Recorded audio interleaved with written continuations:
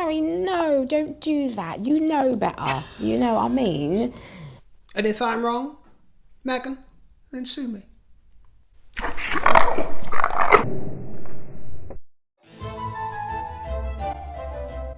Welcome to the broadcast, my dear old fruits.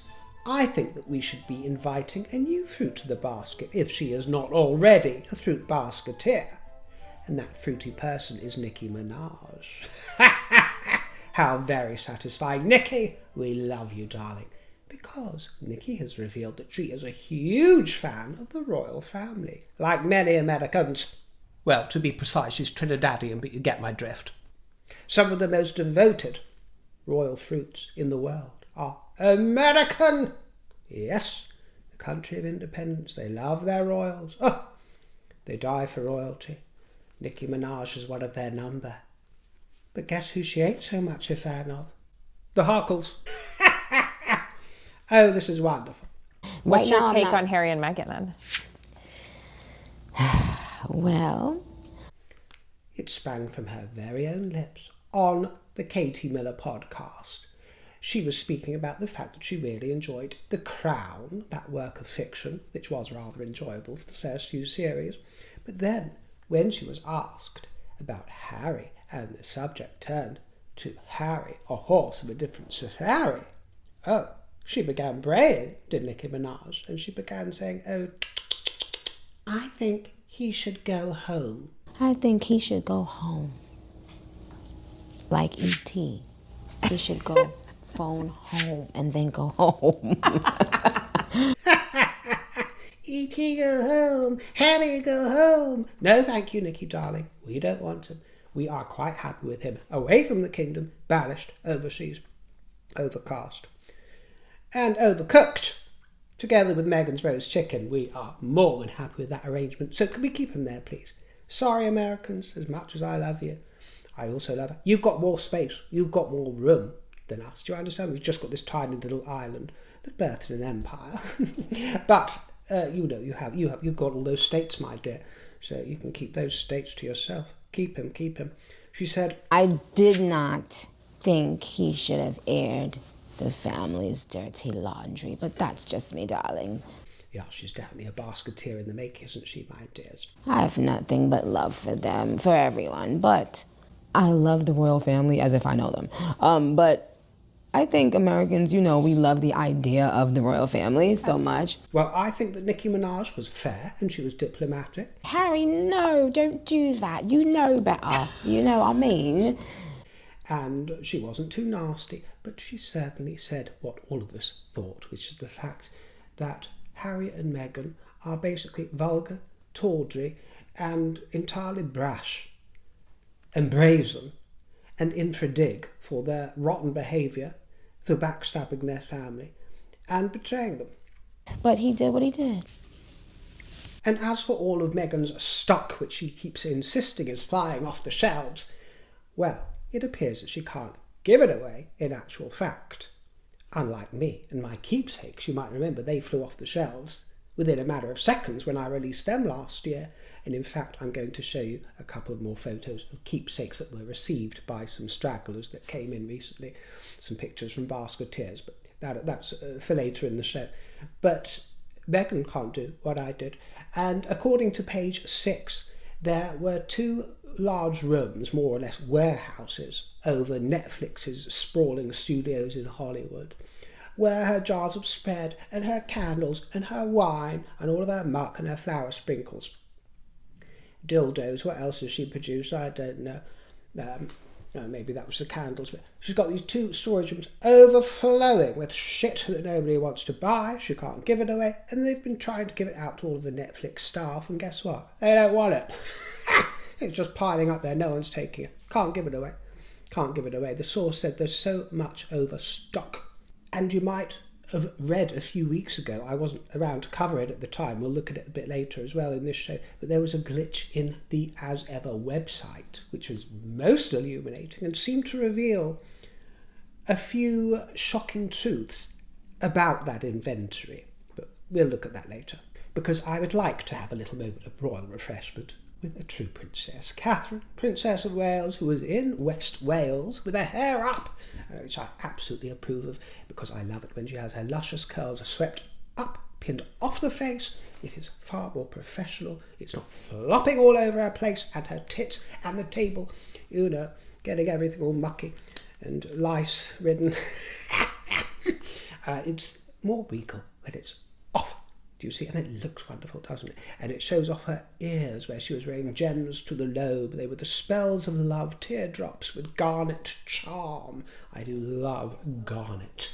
You don't hear about it that often, do you? But it's a beautiful shade, beautiful colour. My grandmother gave me a love of garnet, often around the fingers, and I could do with some myself, my dear. But a garnet charm it was, and Catherine was charm herself in this coat, which is orange-coloured, isn't it? Beautiful, unusual colour for Catherine. I very much appreciate it. I believe it's a vintage piece that is incorporating Welsh wool that was originally put together in this district back in the day, but a nice vintage piece there. The trousers were by Vicky Beckham, flared they are, in the shade of oregano, or oregano, as our American naughty cousins might say. Oregano.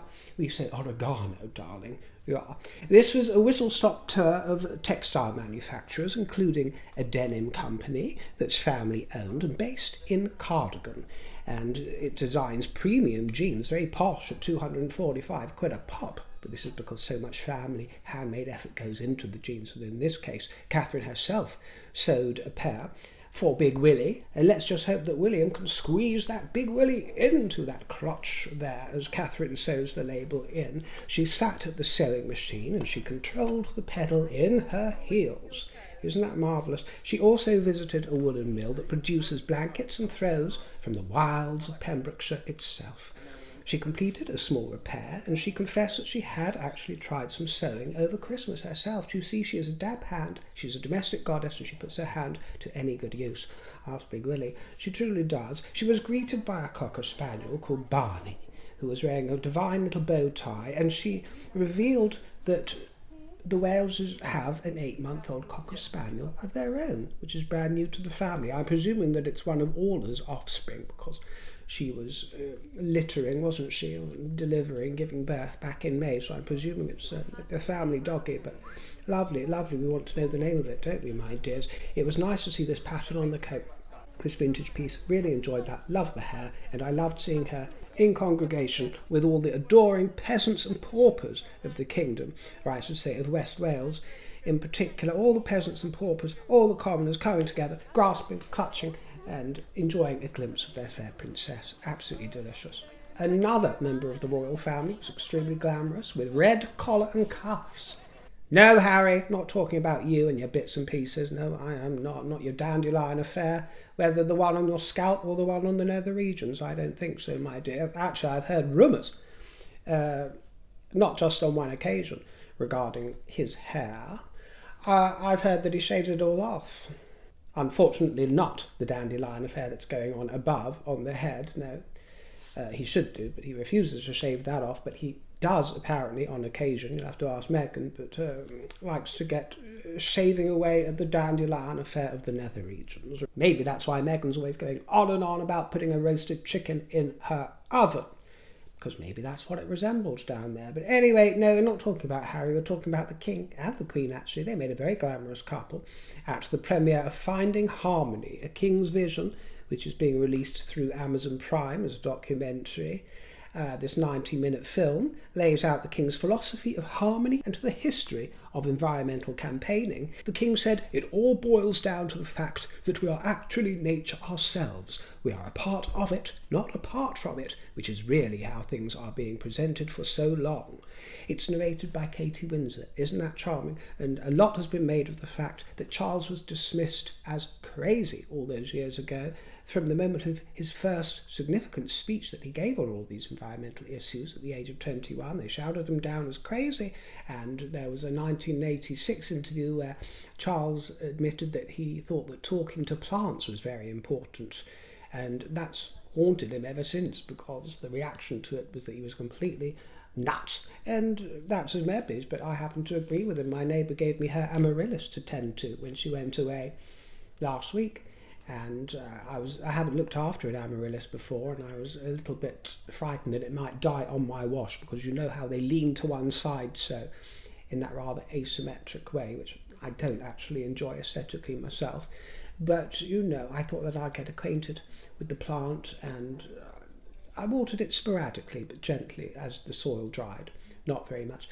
But I did talk to it often. Whenever I walked alongside it, I would pay it a compliment, give it a little stroke, and just tend to it, give it attention. And it blossomed wonderfully. Did very well. So, yeah, he's onto something there. And, of course, the Duchess of Gloucester was there looking chic, young, and she was wearing some very intriguing adornments, which you might have also seen on Queen Camilla and on the Duchess of Edinburgh. Yes, do you see them hovering above Sophie's trophies? Wonderful, aren't they? They are handcrafted, embroidered brooches that were designed and created by the students of the King's Foundation for this royal premiere. And Sophie was wearing a silk satin dress in green. It was devastating, together with Prada heels and a bracelet from the Happy Diamonds collection in rose gold and diamonds by Chapal. I'll return to royal matters in a moment, but I wanted to just share a few of the last photographs that have come in of the keepsake packages that I sent out last year. We had a few stragglers coming in towards the end of last year who wanted to show their showcase. Melanie in North Carolina said, "I have placed your portrait in a gilded frame, chosen to complement with fitting splendour the glorious crown you so effortlessly embody. You now reside beside a photograph my grandmother took of Her Majesty the Queen Mother during her visit to what was then Rhodesia in 1953, when she toured our lovely country with Princess Margaret. It seemed to me most fitting that you should be nestled next to royalty, for you have always upheld in both character and conduct the most regal of standards." Well, thank you, my dear. I'm not quite sure that's true, but I appreciate the sentiment. "For your guidance, for your steadfast support and your unwavering willingness to channel the royal spirit, I remain profoundly grateful." And isn't that charmingly captured, this photograph of the Queen Mum in a perfectly frilly frame, which really suits the photograph, doesn't it? And my little souvenir there, for old time's sake, included in the picture. And Deborah in Alberta, Canada, who I believe then moved on to Mexico, said, "Here is my royal collection, starring your beautiful framed visage in your fruity and regal glory." And there are delights here, such as sweet tins from the 1940s, memorabilia from royal weddings, there's a tin of Scottish fudge, shortbread from the palace, collector's coins, and a pin from the Monarchist League of Canada for the reign of King Charles III. God save the King. Thank you, my darling Deborah. And then we have Christina, last of all here, writing from Michigan, who says, "River and dear lady in waiting," that'll be Miss Fairfax, yeah. She said, "I'm deeply grateful for the thoughtful keepsakes you sent. They arrived yesterday and brought me immense joy. It has been a difficult few months due to some disappointments in my professional career, and this is a welcome respite. I've placed them prominently on my bookshelves among the other cherished items that hold personal significance. Your gesture speaks volumes about kindness and connection with your fans." And thank you, my dear, for those kind words. It's very sweet of you all. And you asked me for my favourite books, which I've probably droned on about before. I don't really have a favourite book, to be honest with you, and I'm not well read at all. In fact, the last couple of years I've barely read a full book. I've thumbed through a lot of them, but because of various things that have been going on in my life, some that you know about and many others that you don't, it's been impossible to be able to focus much on reading, which is such a pity, because it's one of the best things to do in life, to curl into a corner in a quiet moment and read. It's truly one of the most life-enhancing things that one can ever do. But just very briefly, I was always struck by Memoirs of a Geisha. I know it might be a bit of an obvious choice, but I loved that by Arthur Golden. It is a work of fiction, but there's so much knowledge in that about that world.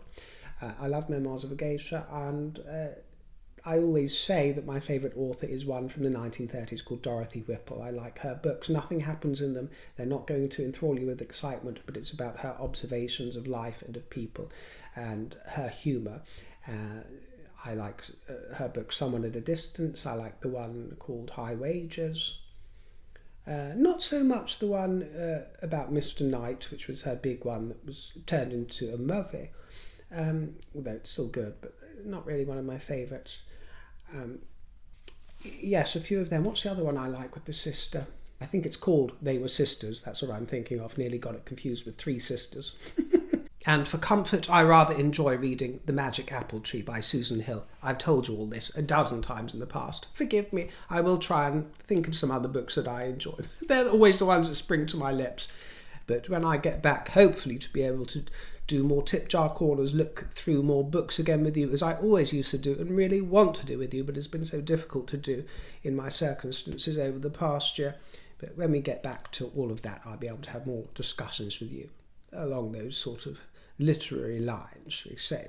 The King made a surprise cameo appearance. Did you see that? It was the second year in a row that he did so, surprising joggers as they ran around his estate. This was all organised in partnership with the charity Move Against Cancer and their group called 5K Your Way. The run on His Majesty's Norfolkshire estate takes place on the last Saturday morning of every month. There was plenty of good cheer, and of course it comes in tandem with the marvellous news that His Majesty's treatment has been reduced this year. But I'm afraid we've got to get back onto the mucky topic of Meghan, because I wasn't able to cover this at the time. Many of you will know about it.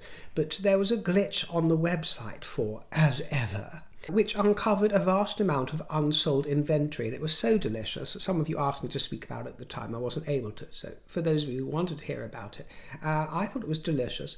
And still, the riddle is rather unsolved. The bug on the website was exploited by various sleuths who had been trying to add abnormally large numbers of items from Meghan's range into their shopping basket on the website. They were doing that on purpose because it prompted the website to disclose precisely how much stock remained. How sly. And what it seemed to show was that there was a great deal of stock remaining, where Meghan keeps claiming that they've sold out, it's flying off the shelves, within 5 minutes, it's gone, rush, rush, rush. Be there or be square kind of affair, where really there was hundreds of thousands of items left over. Now, of course, within a few hours of this embarrassment, the spin machine came into full cycle from Monta Shit Show. It spun into action with counter briefings, of course, reminding the press that despite 137,000 units of her signature fruit spread unsold, the initial order was 1 million boxes. Now, this is what they say, and if it was true and that there were 1 million boxes of this spread with 137,000 left over, then that alone would have generated 26 million in sales, $26 million. And yeah, that would be impressive. It is impressive if she's done that, but we don't know what the 1 million orders actually relates to, do we? Because they might suggest that it's relating to that one product. We don't know if it was 1 million orders in total for all of her products. This is the quiz. Well, what we do know is that hours after the stock information was uncovered and revealed, the website swiftly moved to hide the numbers of remaining stock from public view. So if you're not ashamed about it or embarrassed about it, why hide it? Scrambling, aren't you, my dears? Scrambling. Scrambled Megs on toast. And then all these defensive whispers started emanating from various sources, which is their modus operandi, isn't it? If she has truly sold 862,000 fruit spread boxes at $42 a piece, garnering 26 million in sales, then, well, that's impressive, but also there are a lot of mugs out there, let's face it. But we must remember that the website gets a lot of attraction from the headlines, bad headlines, and so amongst the ridicule that Meghan gets, folk are going to click out of curiosity. So she does, along with the bad publicity, she does obviously get most of her clicks from that bad publicity, and there's always going to be the curious or the stupid that will click and buy. But nevertheless, the holiday season is well and truly over. It was at this time, and all these items allegedly remain unsold and rotting in warehouses, which would actually tie in with what we're hearing this week about Netflix having 2 rooms of products that they can't even give away to anybody, you see. 80,000 boxes of her flower sprinkles, for example. That would make a fine manure, wouldn't it, for any American Riviera orchard. 46,000 bottles of Napa Valley wine. Almost 100,000 signature candles. Who on earth is going to be drinking in the 30,000 hot toddies and the spiced cider spice kits. Come springtime, my rough calculation of all remaining stock from this list is 652,000 items remaining in stock.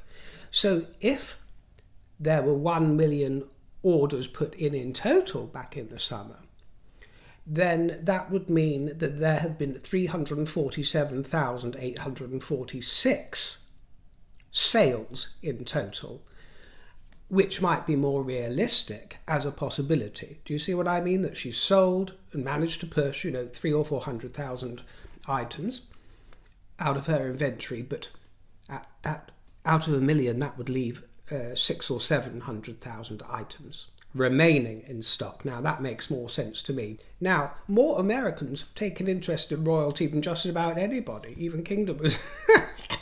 But they tend to be fans, not of Meghan, but of, the late Queen, Diana Wales, go crazy for Diana, and by osmosis, William and Catherine, of course, but not for Meghan, no. The Americans aren't suckers, most of them, and it's only the sort of social justice warrior types and lunatics.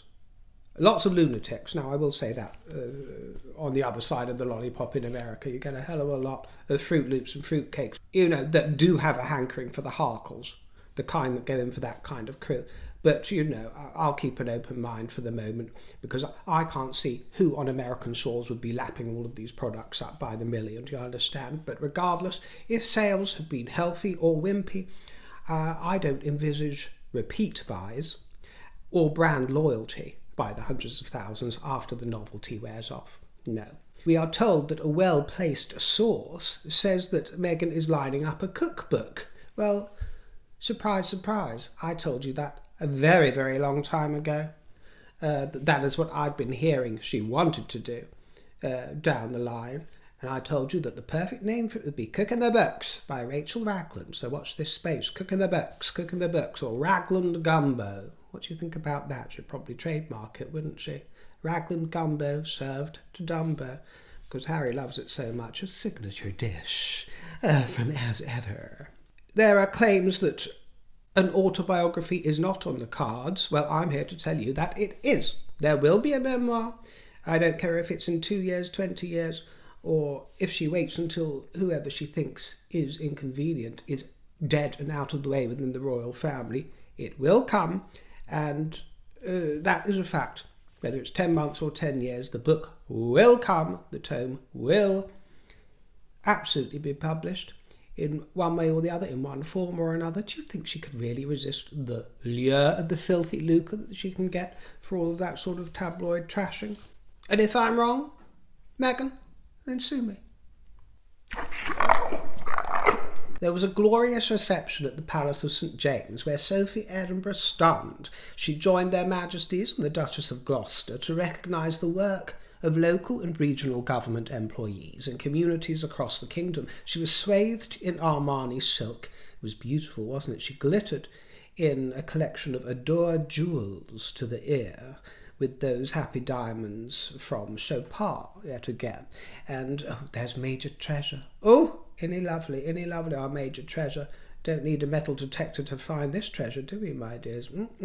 Very cosy staff as well, surrounding the king there, getting up close and personal with His Royal Majesty. And you see what a buzzy, fun atmosphere it is when the king and queen are there. And they know one of the rules, you see, one of the secrets to a good party that I've told you about before. It's the numero uno rule for a good party. Make it busy. And this is Liz Brewer's advice as well. Make it busy. So much busy that, make sure the space is small enough to make it feel like it's full to the brim. It's overflowing. It's just ever so slightly almost uncomfortable. There's not quite enough chairs. People are jostling around, mingling, drinks are splashing. It forces strangers to chat to each other. Mark my words, if you throw parties or like to put together gatherings, I've found it to be the best advice for a party ever. There is nothing worse than going to a gathering, an event, a party, and the room's too large to be filled, or people only congregate in the corners. and there's just loads of space. People are wandering around. It makes it look empty. You look unpopular. Far better to run out of space than to have far too much of it, my dear, because it's hard to create the atmosphere, that buzz that the King and Queen are so successful at doing in this sort of environment. Do you understand? And I did want to finish off with a little glimpse of Prince Edward. This was a few weeks ago now, I must confess, but we didn't get to cover it at the time. And, fair dues, we need to include our darling Edward, because the Duke of Edinburgh was in Nigeria and Ghana just a short while ago, celebrating the relationship between the kingdom and both of these Commonwealth countries. The focus is supporting young people and the positive impact of sport. And in Nigeria, on arrival, Edward met the president, and then he delivered the keynote address at the forum, which meets every 3 years, covering 200 years, convening 200 young folk from 50 countries. And His Royal Highness visited a girls' school in Lagos and then set off to Ghana, where he joined a kindergarten class, and he planted a tree near to a silver oak planted by his brother Charles, and a mahogany tree planted by his mummy, Elizabeth, in 1961. Do you see how the circle turns? And do you see how the line is drawn from past to present to future? That's royalty. Indeed. He watched performances. He loves a dash of the theatrical. There were tombs and resting places at the National Museum as well for him to look over. He met with the president, with diplomats, with Ghanaian sporting teams, and all in all, he was jolly well received, as were you. Thank you so much for joining me. I look forward to seeing you on the next show, my darlings. Take care, ta-ra, and twiddle-pip.